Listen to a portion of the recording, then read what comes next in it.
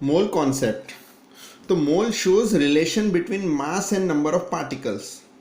तो मोल है, मोल एक कॉन्सेप्ट है जो केमिस्ट्री में यूज होता है, and mole is use to measure the mass of an object substance.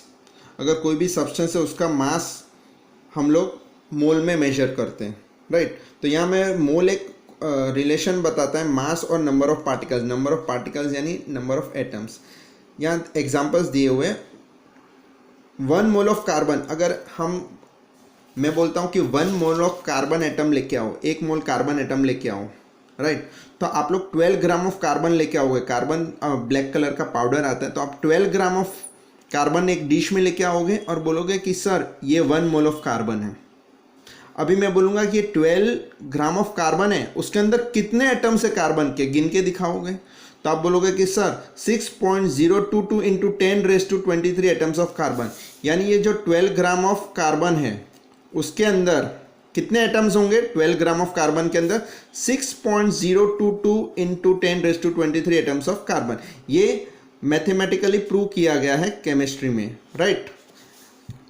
अगर मैं बोलूँ 1 मोल ऑफ वाटर लेके आऊँ, आपको मैं बोलता हूँ कि 1 मोल ऑफ, तो आप एक कप में 18 ग्राम ऑफ एक डिश में 18 ग्राम ऑफ वाटर लेके आओगे, 18 ग्राम वाटर, और बोलोगे कि sir 18 gram 1 mole of water है।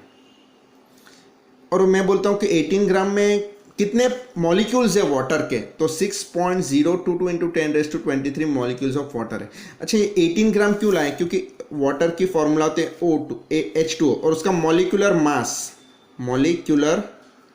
मास हमें फाइंड करना होता है। तो 2 इंटू 1 प्लस 16 इंटू 1, तो 2 प्लस 16 इज 18 ग्राम, तो 18U। तो ये जो 18 है वो उसका मॉलिक्यूलर मास है।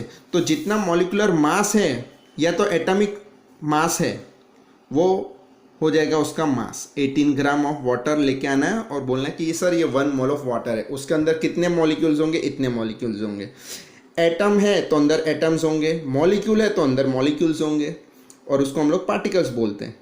अगर मैं बोलूँ 1 मोल ऑफ ऑक्सीजन गैस लेके आओ, यानी O2 गैस लेके आओ, ऑक्सीजन होता है, तो आप 32 ग्राम लेके आओगे, क्योंकि O2 है। तो O2 का मॉलिक्यूलर मास क्या होगा? O2 का मॉलिक्यूलर मास 16 इंटू 2 मतलब 32। तो आप 32 ग्राम ऑफ ऑक्सीजन लेके आओगे और बोलोगे कि सर ये 1 मोल ऑफ ऑक्सीजन है। तो 1 mole means what? It's molecular mass. 1 mole of any substance is molecular mass, and it contains fixed number of particles 6.022 into 10⁻23 particles, molecules या तो atoms, and this particle is called Avogadro number. Avogadro number क्या है? Avogadro number, 1 mole of any substance is fixed. 1 mole substance है उसमें fixed होते हैं। 1 mole of any substance is fixed with a value of 6.022 into 10⁻23, and this number is called Avogadro number. तो 1 mole of any substance is this much. तो यहाँ हमें mole concept आता है यहाँ। तो mole concept shows relation between mass and number of particles. तो मोल हमें मास कितना ग्राम होगा, मास और नंबर ऑफ पार्टिकल्स के बीच में रिलेशन बताता है कि भाई 12 ग्राम है तो उसमें इतने पार्टिकल्स होंगे, 18 ग्राम ऑफ वाटर है तो उसमें इतने पार्टिकल्स होंगे, राइट। तो mole concept is used in chemistry. 1 मोल की डेफिनेशन। अच्छा, 1 मोल मतलब क्या? उसका मॉलिक्यूलर मास या तो एटॉमिक मास होगा, राइट, इन ग्राम। तो ये डेफिनेशन है। 1 mole of any species, any substance is the quantity of mass, is the quantity, 1 mole is the quantity of mass which is equal to its atomic mass, atomic mass in gram. तो 1 mole is the quantity of mass equal to atomic mass in gram. तो atomic mass in gram होता है। तो 1 mole मतलब उसका atomic mass ग्राम के अंदर, right. तो ये डेफिनेशन है 1 mole की। The mass of 1 mole of any substance is equal to its relative atomic or molecular mass in gram. ये भी सेम ही हुआ कि 1 mole यानी क्या? इक्वल टू रिलेटिव एटॉमिक और मॉलिक्यूलर मास इन ग्राम। तो 1 मोल मतलब एटॉमिक और मॉलिक्यूलर मास इन ग्राम। तो मोल कॉन्सेप्ट हो गया। तो आपको यहाँ ये कॉन्सेप्ट को समझना है कि 1 मोल है तो उसका मास कितना होता है। 1 mole of different substance has different mass, और वो कैसे कैलकुलेट करते हैं, तो उसका हम लोग मॉलिक्यूलर मास फाइंड कर लेते हैं, ऐसे मॉलिक्यूलर मास फाइंड करते हैं, राइट। और उसके अंदर कितने एटम्स होंगे, कितने पार्टिकल्स होंगे, तो फिक्स्ड होता है 1 मोल के अंदर। अभी 2 मोल्स ऑफ कार्बन पूछा है तो 2 मल्टीप्लाई कर दो तो एटम्स बढ़ जाएंगे उसके अंदर।